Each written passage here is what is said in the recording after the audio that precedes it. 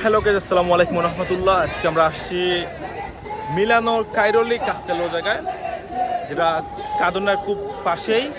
কাদুনা থেকে 2 থেকে 3 মিনিট লাগে এখানে আসতে। আজ আমাদের সাথে থাকুন আপনারা।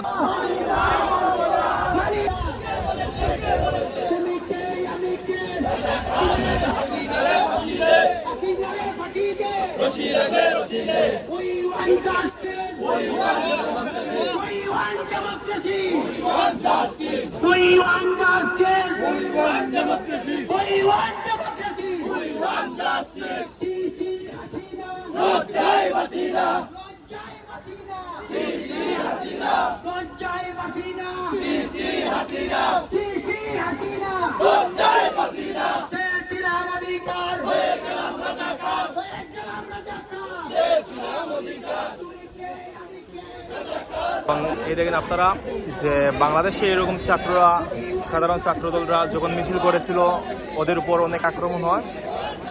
আর এদেশে এটা ভিন্ন। দেখেন আমরা এখানে মিছিল করছি, কিন্তু ওরা আমাদের গার্ড দিচ্ছে, যেটা বাংলাদেশে করার কথা ছিল, এটা বাংলাদেশে হয়নি।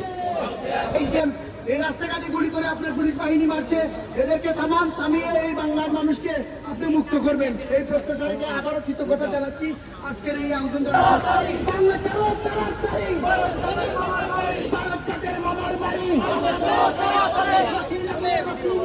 এই যে ভিডিও করতেছি আমি।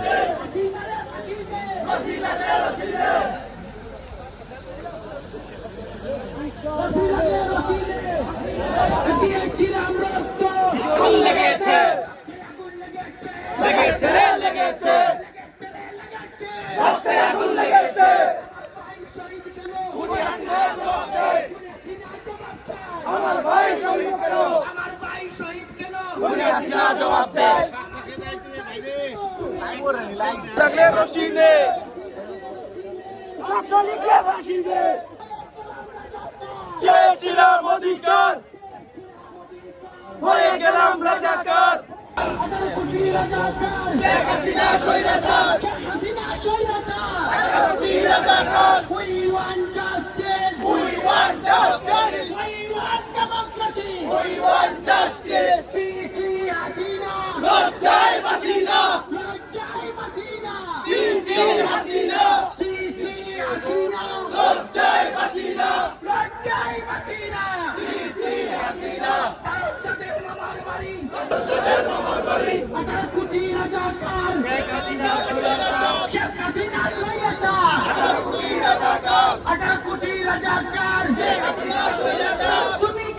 At least 32 plus people have been killed, and over 2,500 are injured in Bangladesh as violence escalated during student protests who are demanding quota system reform for government jobs.